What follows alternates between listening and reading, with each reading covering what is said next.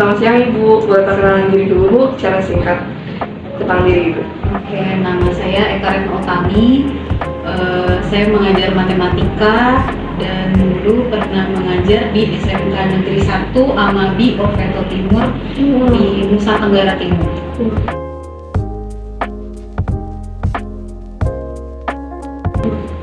Oke Bu, karena Ibu dulu pernah mengajar di daerah tersebut, jadi kami ada menyiapkan beberapa pertanyaan Bu. Yang pertama itu, menurut Ibu, apa manfaat pendidikan desa dalam meningkatkan pembangunan di suatu wilayah?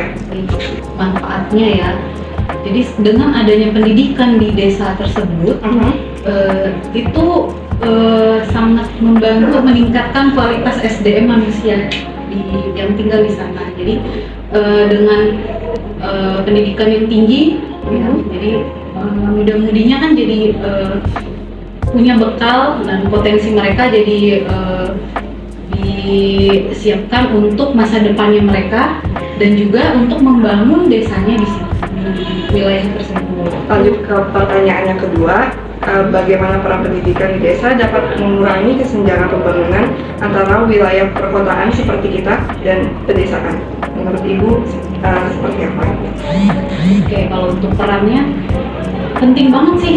Jadi peran adanya pendidikan itu untuk kesenjangan antara desa dan kota ya. Khusus.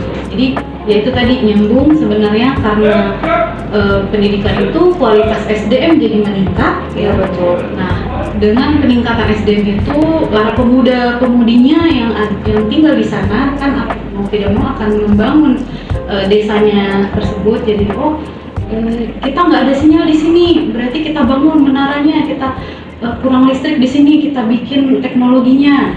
Jadi semakin kesini maka semakin kecil kesenjangannya. Jadi waktu dulu belum ada listrik, sekarang sudah ada listrik masuk ke desa tersebut, sudah sinyalnya dulu FG paling ini yang paling bagus, nah sekarang udah 5G, udah bisa video callan sama mereka.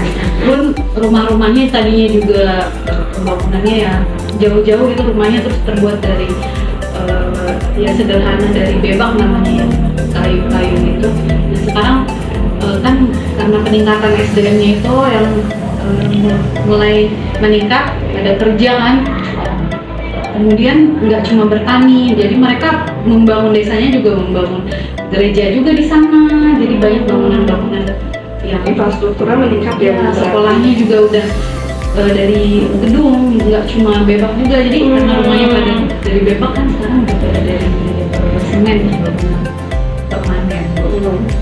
Wah, sangat informatif sekali. Dan lanjut ke pertanyaan terakhir ya Bu, jadi kalau untuk tantangannya sendiri itu yang dihadapi dalam meningkatkan akses pendidikan di sana itu bagaimana, dan apakah ada solusinya yang pada saat itu dilakukan untuk mempercepat pembangunan di wilayah tersebut? Kalau yang Bu Eka alami itu jadi pro kontra itu pasti ada. Jadi ketika Bu Eka ditempatkan di sana, namun ada yang tidak suka tentunya. Jadi mereka berpikir kenapa harus ngirim orang dari luar?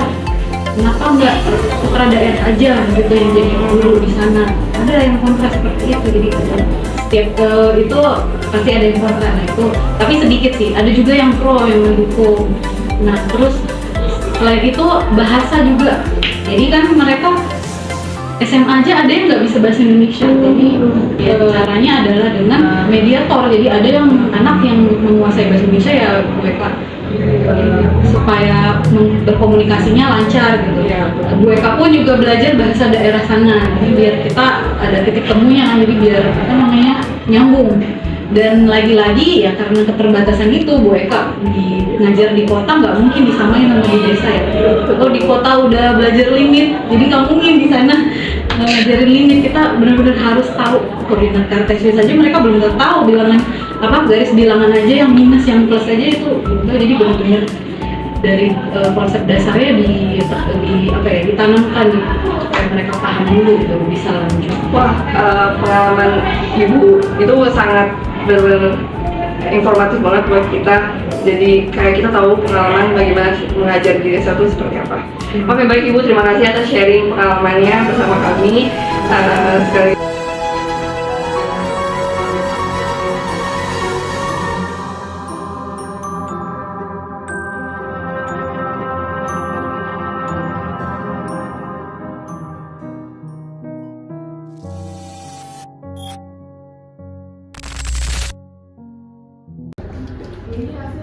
sumpah kita udah totalitas banget, jadi harusnya kita harus dapat nilai yang terbaik, dapat 100, gak boleh remet, enggak deng.